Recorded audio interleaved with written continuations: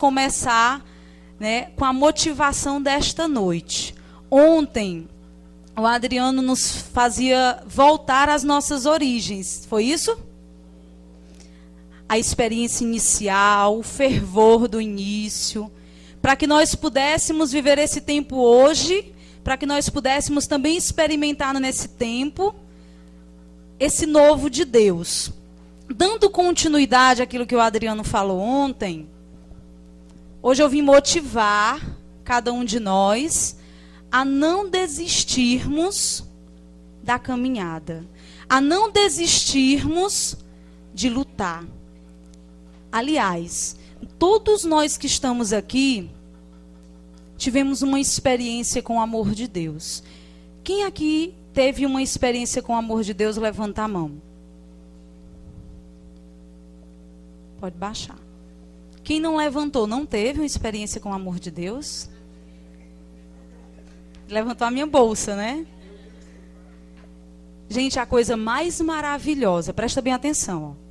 A coisa mais maravilhosa que pode acontecer ao ser humano e que aconteceu com cada um de nós que levantamos os braços é ter uma experiência com o amor de Deus. Eu vou repetir. Para aqueles que não levantaram a mão, porque ainda tem dúvidas, mas que desejam no fundo do seu coração ter essa experiência, eu digo para vocês e para aqueles que levantaram as mãos. A coisa mais maravilhosa que pode nos acontecer nesta vida é ter uma experiência com o amor de Deus. É a mesma coisa, e já devem ter ouvido muito isso, é a mesma coisa quando você se apaixona por alguém. Quem aqui já se apaixonou? Só uma pessoa levantou a mão lá atrás. Levanta a mão quem já se apaixonou. Pois vocês vão, pode baixar, pois vocês vão concordar comigo. Aí todo mundo fica iriçado, né, quando a gente fala disso. Ó, quando a gente se apaixona, tô falando aqui apaixona mesmo, né, na nossa realidade, nosso mundo, né? É ou não é verdade que a gente não vê a hora de encontrar esta pessoa? Quem já se apaixonou de verdade vai concordar comigo. Você acorda pensando na pessoa, dorme pensando na pessoa, come pensando na pessoa. Se você não vê essa pessoa, demora a ver, falta até o ar. Vocês já faltaram o ar? Quando vocês viram que aquela pessoa que vocês amam não olharam para vocês? A paixão é isso. A paixão, gente, ela tem muito do físico, ela mexe muito com as nossas estruturas físicas, com as nossas entranhas. E nós não vemos a hora de ver aquela pessoa, de conversar com aquela pessoa, de ouvir a voz daquela pessoa, de sentir o cheiro daquela pessoa. Quando nós estamos apaixonados, é assim que nós ficamos. Quando nós temos um encontro com Jesus, é do mesmo jeito. Presta bem atenção. Vou falar um pouquinho da nossa volta às origens, como o Adriano falou ontem, né? Vamos voltar aqui ao nosso primeiro amor. Mesmo aqueles que estão vivendo isso agora, e aqueles que já viveram vão lembrar. Quando a gente tem um encontro pessoal com Jesus, a gente não vê a hora de encontrá-lo na Eucaristia. A gente tem necessidade de ir ao encontro dele na Eucaristia. A gente tem uma necessidade, faz falta. A gente está na reunião, no ministério. Quando tem um retiro, a gente vai querer o primeiro a querer ir. Se isso não acontece mais conosco, é porque nós paramos de lutar. Porque nós precisamos entender que quando nós nos apaixonamos, todas estas coisas que eu falei são naturais. Mas quem já se apaixonou aqui sabe, por uma pessoa, com o tempo, esse sentimento, essa paixão, ela vai modificando, porque ela vai amadurecendo. Todos os nossos sentimentos, eles passam por modificações. Eles passam por mudanças. Não é que você vá sentir isso a vida inteira, mas para você se apaixonar, você precisa sentir isso.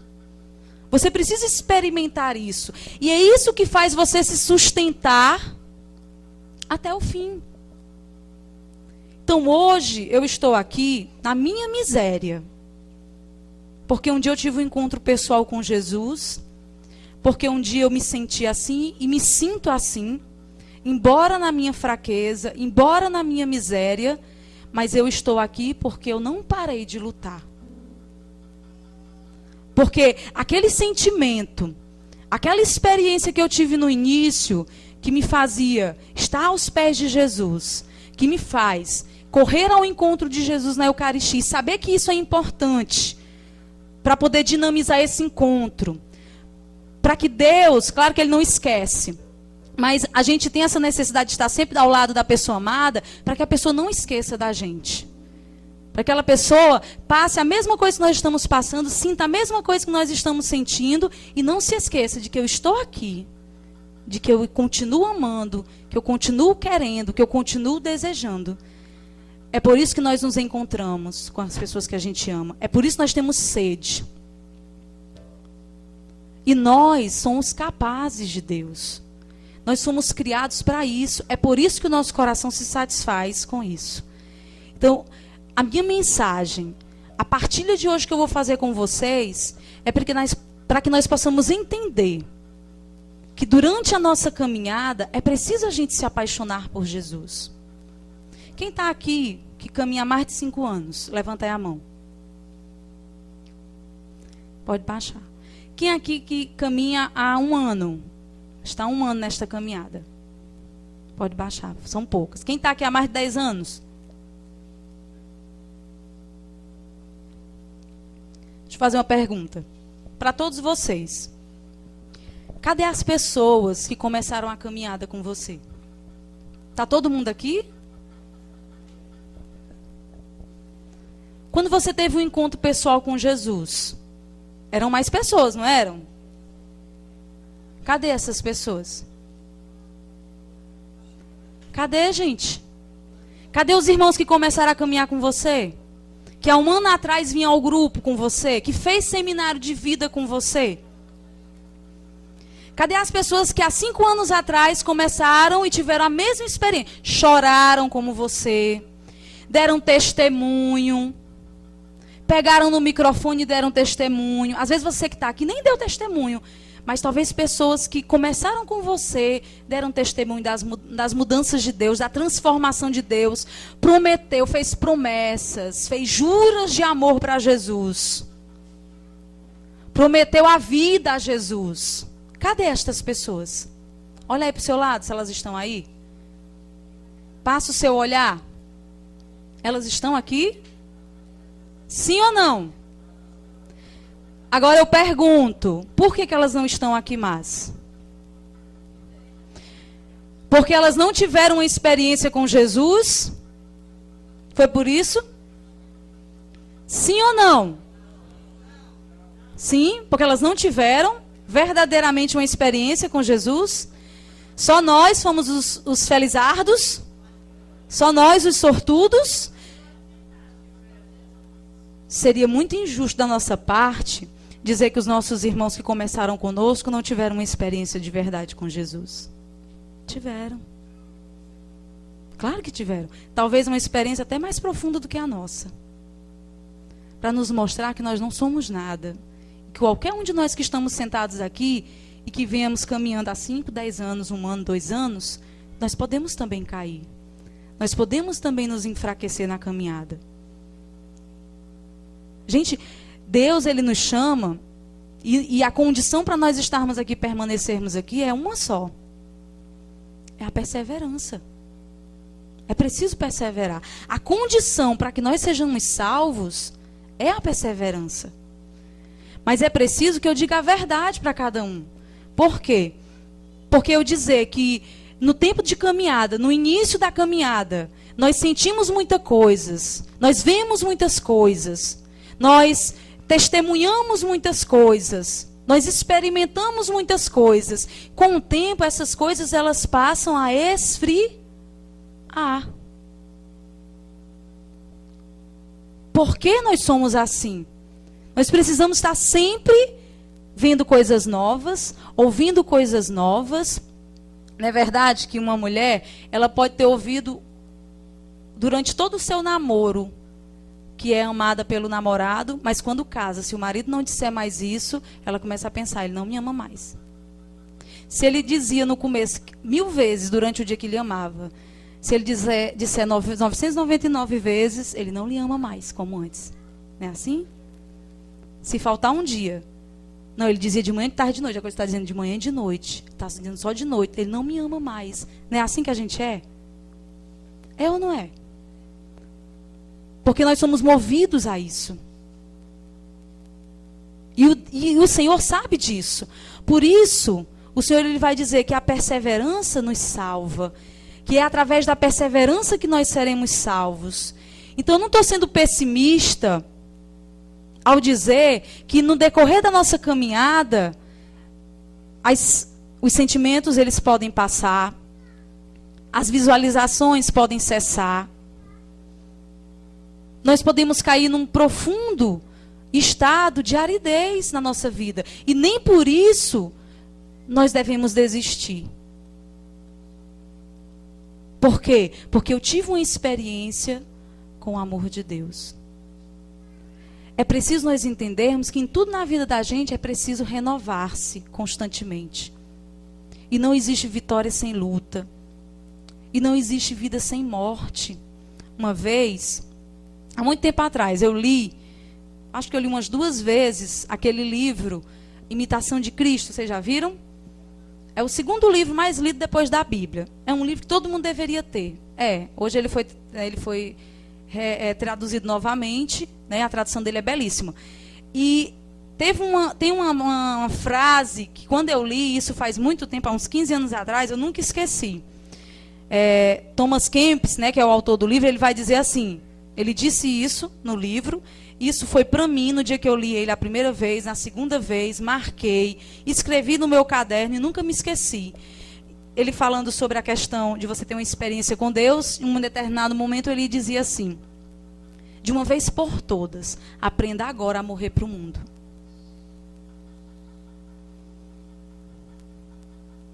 Se nós formos olhar para a natureza, até a natureza precisa se renovar para poder sobreviver.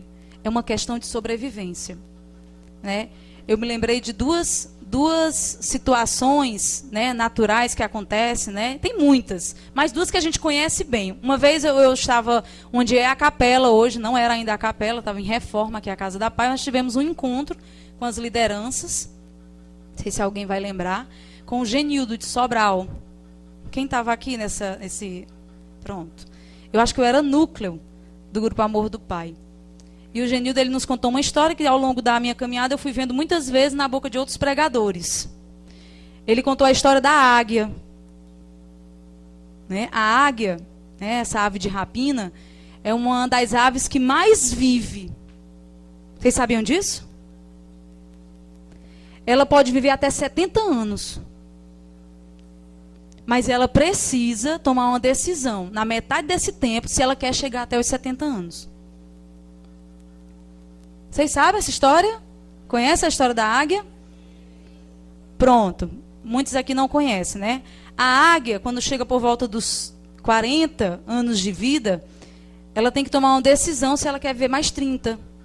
E essa decisão que ela toma dura 120 dias de sofrimento, de dor, para que ela possa viver mais. Então, a natureza, né, vai se reciclando, né, vai se renovando. Então, o que a águia faz? Ela se isola, vai para um lugar bem alto. Ela já gosta de viver em lugares altos, né? Mas ela vai para um lugar... Olha a mística da águia. Ela vai para um lugar bastante alto, né? Geralmente ela mora nas rochas, né? E ela começa a bater o bico dela na rocha. Até o bico dela cair. Sabe?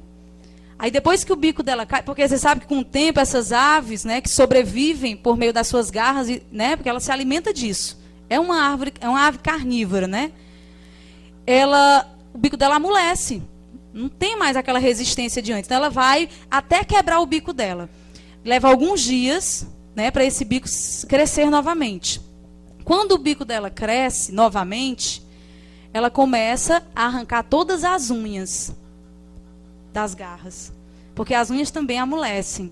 E ela precisa pegar a presa com as unhas. Para ela sobreviver, ela precisa pegar a presa com as unhas e comer com o bico, né? Então ela arranca todas as unhas com o bico que nasceu. Imagine a dor de arrancar uma unha. É um animal, sente do mesmo jeito que nós. Então ela arranca todas as unhas e espera que elas cresçam. Quando elas crescem, ela, com a ajuda das unhas e do bico, começa a arrancar todas as suas penas. Porque as penas ajudam ela a voar e também não são mais como antes. Depois que ela se despena todinha, ela espera que as penas dela nasçam de novo. Isso tudo, esse processo todo dura 120 dias na natureza. E ela sofre muito durante esse período. E por que ela faz isso? Porque ela sabe que para ela sobreviver, para ela experimentar mais dessa vida que a gente tanto gosta, dessa experiência que a gente tanto ama, porque a gente sabe que nós estamos aqui porque somos escolhidos e amados por Deus. Embora não tenhamos decidido nada e sejamos indecisos com Deus, nós temos certeza do chamado de Deus para nós. Quem vem para cá, quem está aqui, embora na sua indecisão, sabe lá no fundo o apelo de Deus pela sua vida. E é por isso que está aqui lutando. Então a águia faz isso. E aí ela vai e vive mais 30 anos e completa o seu ciclo de vida. Mas isso para aquelas que se decidem a tempo, que têm a coragem de sofrer por uma causa maior, de sofrer para colher algo. Porque tudo aquilo que nós fazemos, nós vamos colher. E assim é a águia. E este é um exemplo que eu estou trazendo de um animal. Tem um outro exemplo também que a gente conhece muito bem, já ouviu falar, que é aquele fenômeno que acontece num período do ano chamado piracema. Vocês já ouviram falar na piracema?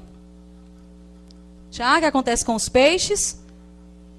Tem um período do ano, março a outubro, os peixes, para desovar, para sobreviver, para poder pôr os seus ovos, eles têm que nadar contra a correnteza.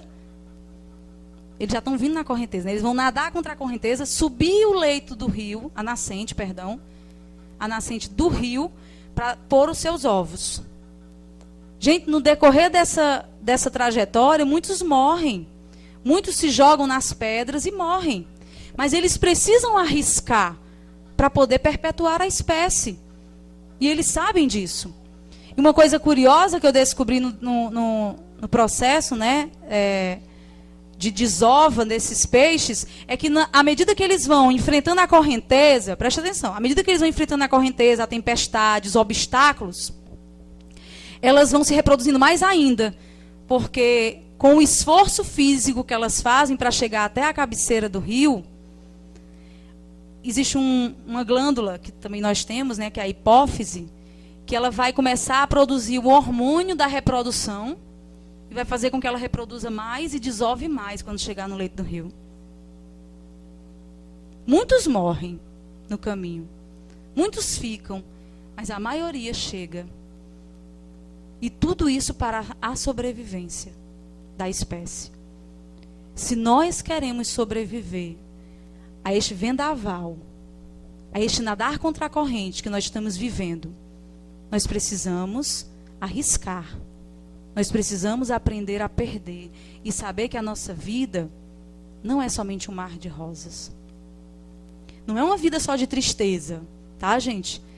Mas uma vida de perfeita alegria no Senhor, que só entende aquele que passa. Por isso que ninguém entende o sofrimento do cristão.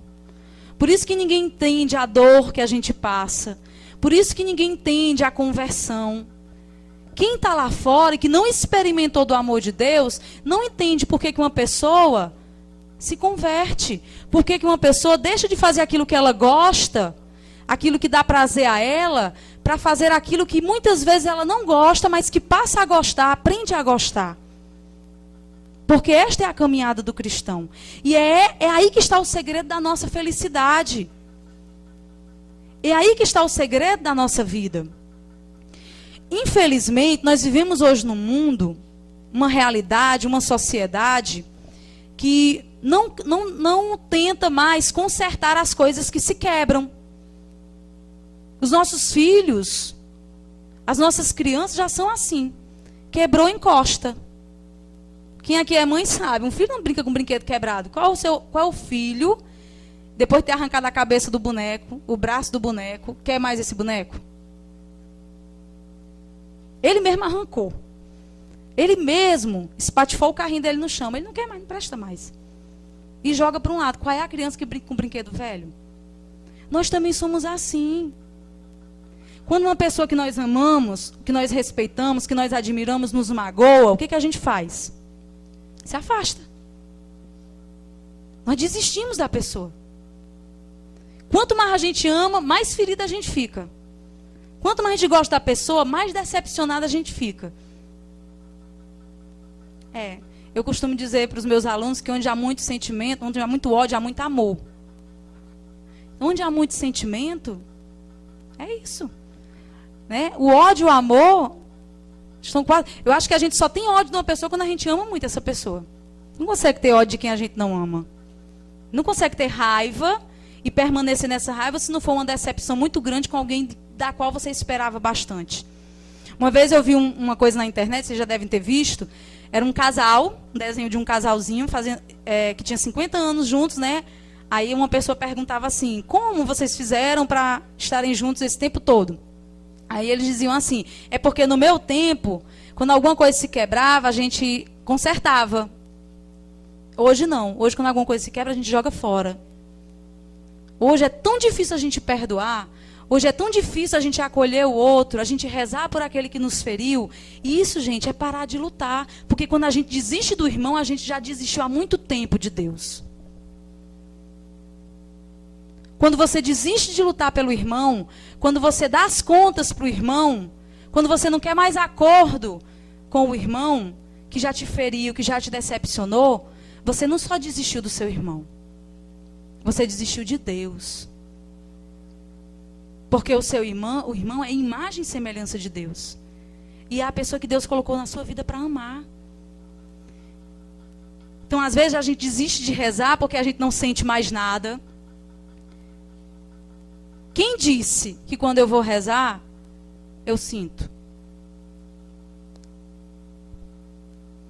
Nós não somos chamados a sentir. Ter fé, gente, é ter convicção daquilo que nós acreditamos. E de onde nós colocamos a nossa fé.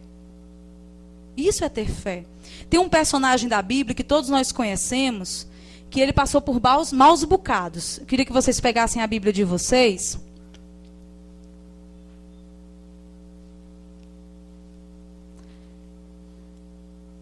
E pegassem a carta de São Paulo, a segunda carta de São Paulo aos Coríntios. Eu gosto muito dessa passagem.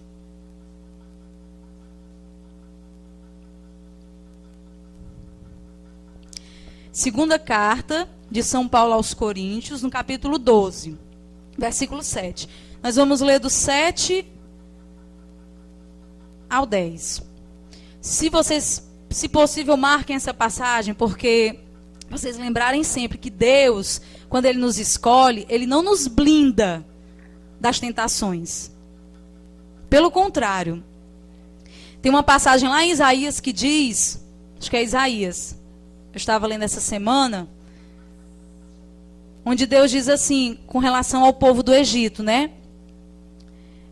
Eu vou feri-los para depois curá-los. Eu acredito que Deus seja da mesma forma conosco. Às vezes, para nos curar, Jesus precisa nos ferir. Às vezes, Ele precisa abrir a ferida. 2 Coríntios 12, capítulo 12, versículo 7. São Paulo vai dizer de uma experiência que ele teve. Olha que São Paulo, apóstolo por excelência, um homem que evangelizou os gentios, que deu a vida por Jesus Cristo, de perseguidor para evangelizador e pregador da palavra de Jesus aos povos. Um homem que evangelizou uma nação inteira. 2 Coríntios, capítulo 12, versículo 7. São Paulo era para viver maravilhosamente tranquilo. Um homem que deu a vida para Jesus Cristo. Um homem que ficava feliz quando apanhava por Jesus Cristo, quando era açoitado, quando era preso, quando era cuspido na cara, quando era perseguido. Se alegrava dos açoites, dos chicotes. Se orgulhava, né, um orgulho bom de tudo isso que acontecia com ele. São Paulo não era para ter provação e tentação, era um homem que seguia Jesus. Mas tem uma passagem que São Paulo deixa claro, que é na fraqueza que se manifesta a força de Deus. Que é nas provações e nas tentações que está a nossa fortaleza. Para que nós não nos orgulhemos do que nós temos ou conquistamos. Aí São Paulo teve uma experiência de um espinho na carne, que a palavra de Deus não diz o que é. Mas imagine aí o seu espinho na carne. Imagine aí o seu vício. Não é porque você tem 10 anos de caminhada que você não tem vícios. Não é porque você tem 5 anos de caminhada que você não é provado. Que você não cai. Que você não peca. Que você não erra. Eu acho que a gente erra mais. Eu acho que a gente peca mais. Porque a gente começa a saber a verdade. E a verdade começa a cobrar, a doer. Então São Paulo diz o seguinte: demais, para que a grandeza das revelações não me levasse ao orgulho, ele já fala do orgulho, foi-me dado um espinho na carne, um anjo de Satanás, para me esbofetear e me livrar do perigo da vaidade. 3 vezes roguei ao Senhor que o apartasse de mim. Mas ele me disse: basta-te a minha graça, porque é na fraqueza que se revela totalmente a minha força. Vamos dizer esse versículo 9 novamente?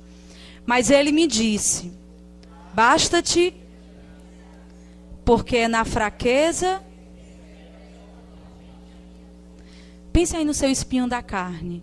É o Senhor dizendo para você: esse vício, esse pecado, esta fraqueza, esta provação, esta tentação na tua vida, que tem anos, que tem meses, que tem tempo, esse espinho na tua carne, o Senhor está dizendo para você: basta-te a minha graça, porque é na fraqueza que se revela totalmente a minha força.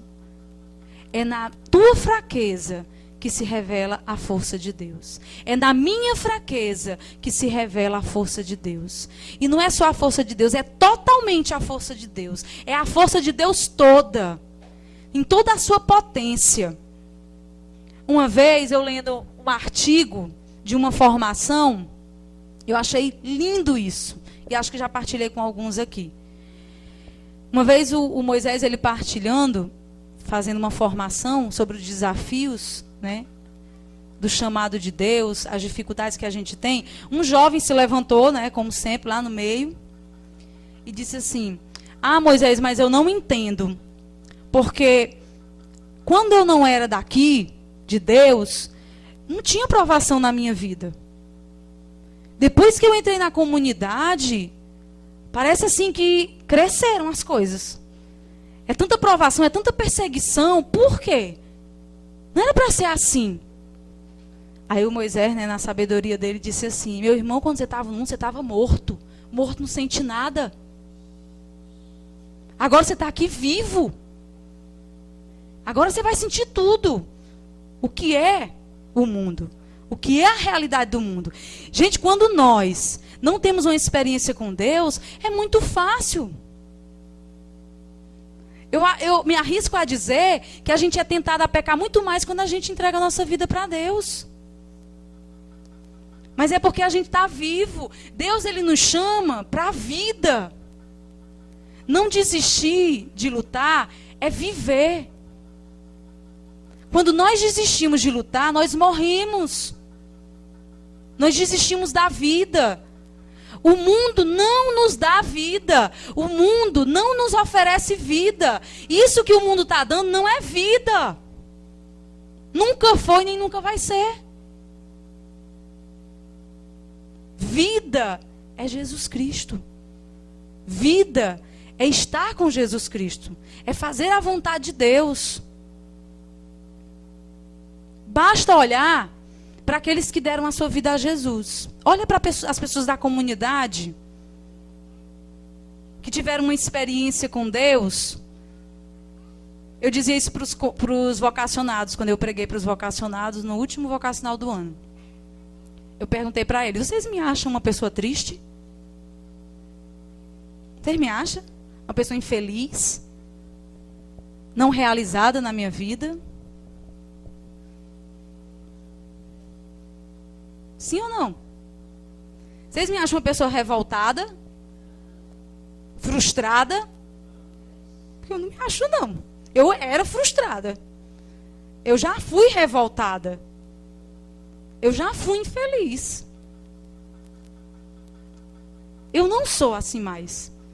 E se existe alguém no nosso meio que demonstra isso, vai experimentar Jesus Cristo. Porque Jesus é só alegria. Jesus é só felicidade.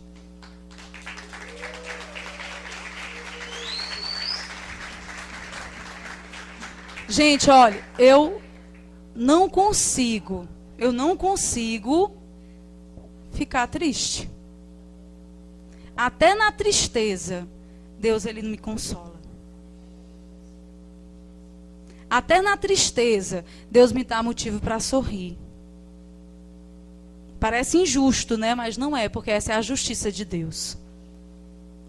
É uma graça, não é de mim, né? Não é porque... Mas eu não sou de me recolher na tristeza, de me trancar na tristeza. Né?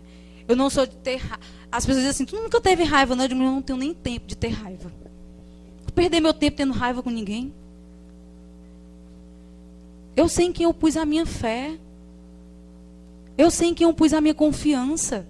Quando eu li essa passagem, há muito tempo atrás, e outra, onde São Paulo vai dizer assim, que o mal que ele não gostaria de fazer, ele faz, e o bem que ele gostaria de fazer, ele não consegue fazer, eu experimento isso na minha carne. É uma luta. Gente, o Adriano disse uma vez isso aqui, eu já disse muitas vezes e repito. Rezar é uma luta. Caminhar em Deus é uma luta, porque nós somos como esses peixes da piracema. Nós precisamos sobreviver, e para sobreviver nós precisamos remar contra a correnteza. Mas não há tristeza nisso, porque nós sabemos que há vida, porque nós sabemos que há fortaleza, porque nós sabemos que tudo é graça de Deus. O Padre Fábio tem uma música muito bonita, entre outras, né, que ele tem, e que quando eu estava rezando o Senhor me dava, né? Tem uma música que ele diz assim: eu sei que é difícil esperar, mas Deus tem um tempo para agir e para curar. Só é preciso confiar. Se a cruz te pesa, não é para se entregar, mas para se aprender a amar, como alguém que não desiste. A dor faz parte do cultivo desta fé, que só sabe o que se quer quem luta para conseguir ser feliz. Não desista do amor, não desista de amar. Não se entregue à dor, não se entregue à dor, porque ela um dia vai passar. Se a cruz te pesou e quer se entregar, tal como o Cirineu, Cristo vai te ajudar. Te ajudar. É isso, gente, nossa vida é isso. Por isso que eu sou encantada com o Padre Fábio, porque ele vai lá nas nossas entranhas, as entranhas subterrâneas, sabe? Eu gosto muito de rezar com isso, porque a música me ajuda muito. Mas isso é realidade, gente, isso é verdade, não é brincadeira. Por isso que o Papa Francisco, no último Ângelus do ano, ele proclamou essa bela homilia, onde ele diz que ser santo não é um privilégio de poucos, mas uma vocação para todos.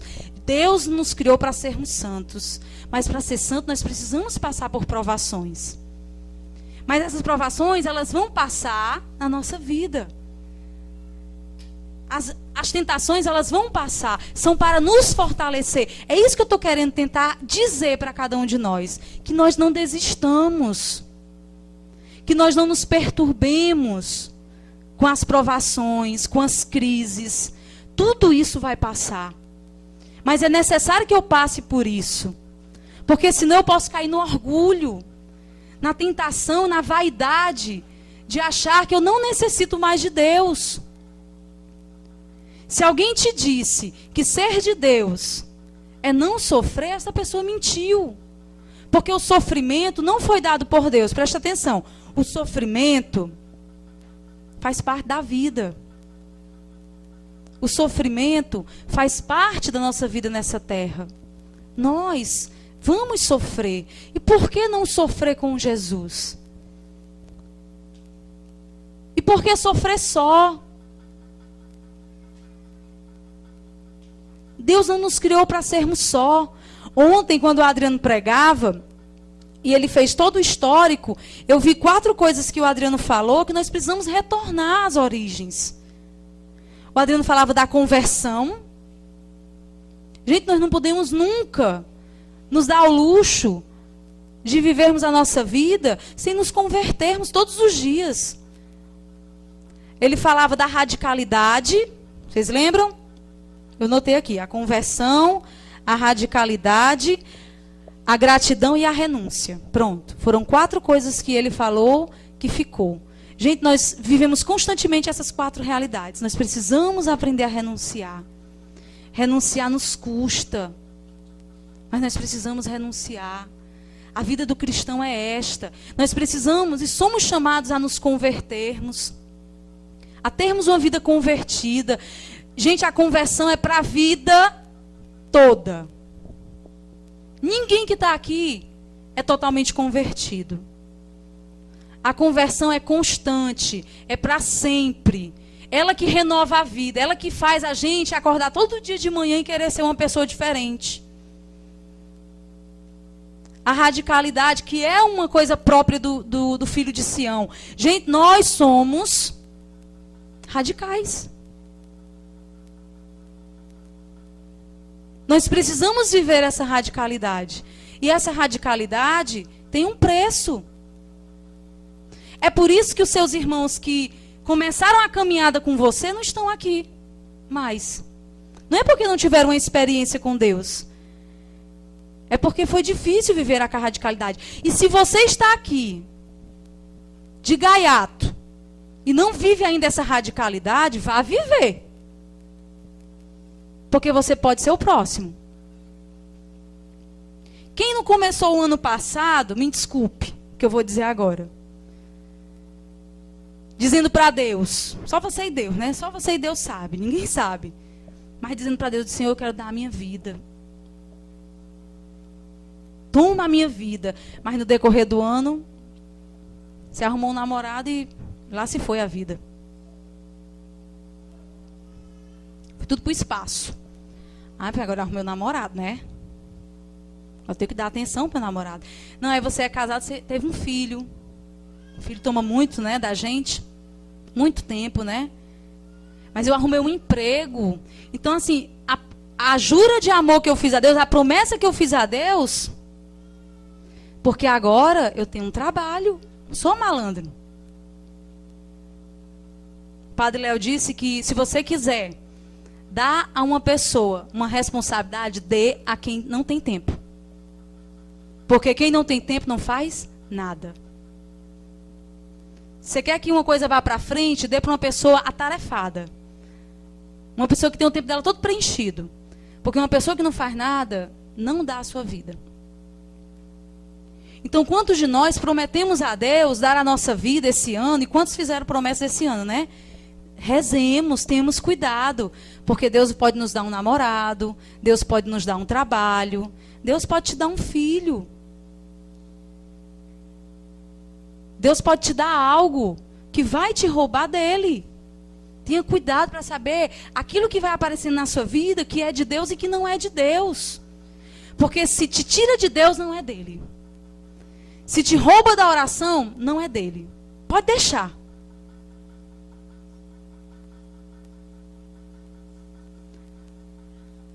Outro dia, eu comentava com uma pessoa da comunidade. Vou dizer aqui porque nós estamos entre irmãos, tá? É engraçado. É o Adriano que sempre fala disso, né? Mas eu vou falar porque eu percebi e disse isso no Natal. Eu vim daquele espetáculo no Natal da comunidade, eu partilhei com alguém, dizendo assim, engraçado, né? Às vezes a gente comenta dentro da comunidade, as pessoas dizem assim que o Adriano não gosta de namoro, né? Não é verdade. É porque o que acontece é que quando nós arrumamos um namorado na comunidade, o primeiro tchau que a gente dá é para a comunidade. E eu partilhava com essa pessoa, que eu não lembro quem, dizendo assim, quantas pessoas do Ministério de Dança que não dançam mais porque estão namorando? Eu partilhei isso, tá? Ministério de Dança, desculpe. Aí eu só tinha visto a Sâmia dançando, até comentei com a pessoa. Só a Sâmia dançando. Né? Quem? Mas é impressionante. Não quer mais servir. A gente não quer mais servir. Não sei se a gente tem vergonha ou a gente não tem mais tempo. Gente, essas são coisas que nós precisamos começar a observar. Isso aqui é uma formação. Pode servir namorando, e como é lindo você servir, não ter vergonha de Deus. Ter tempo para Deus. Se é que foi Deus quem te deu aquela pessoa. O que é seu, ninguém toma. E se não for seu, vão tomar. Você pode segurar até onde você quiser. E achar que é seu, mas vão tomar. E assim são as coisas de Deus. Então, hoje, eu quero que nós saímos daqui com esta convicção, com esta certeza. Nós não podemos parar de lutar.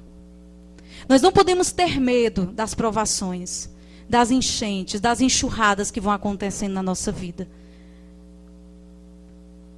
Nós precisamos ter os olhos bem abertos para ver como Deus, aquilo que São Paulo disse. E São Paulo vai dizer em outra carta que o atleta, ele se impõe muitas provações para conseguir o seu objetivo. E é para conseguir um objetivo humano. Aí ele faz dieta, ele faz exercícios, ele força, ele se estressa o próprio corpo para conseguir aquele objetivo, para ganhar uma vitória humana. Para ter uma vitória humana. Então, ele nos compara a atletas. Sejamos estes atletas que não tenham medo. Porque o Senhor, ele nos chama para conhecê-lo, mas para também aprender a sofrer por ele. Nós somos chamados não só a conhecer a Jesus, mas a sofrer também por Jesus. E sofrer com Jesus é bom. Não é ruim. O meu tempo acabou, né? Mas eu queria que nós ainda... Porque Jesus vai vir para o nosso meio, vai estar aqui conosco. Eu queria que a gente ficasse de pé.